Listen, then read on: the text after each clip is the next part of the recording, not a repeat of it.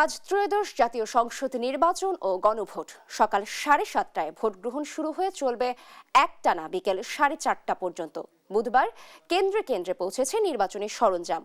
এখন শুধু ভোটাধিকার প্রয়োগের অপেক্ষা। ইসির দেয়া তথ্য অনুযায়ী এবারের নির্বাচনে শেরপুর 3 আসনের নির্বাচন বাতিল হওয়ায় 299 আসনে মোট প্রার্থী আছেন 2028 জন। নির্বাচনে অংশ নিচ্ছে 50টি রাজনৈতিক দল। এবারের নির্বাচনে মোট ভোটার 12,17,11,793 জন। দেশ জুড়ে মোট 42,779টি ভোট কেন্দ্রে ভোটাররা 2টি ব্যালট পেপারে ভোট দেবেন। একটি সাদা ব্যালট, একটি হবে সংসদ সদস্য নির্বাচনের ব্যালট, আর গোলাপি ব্যালট হবে গণভোটের।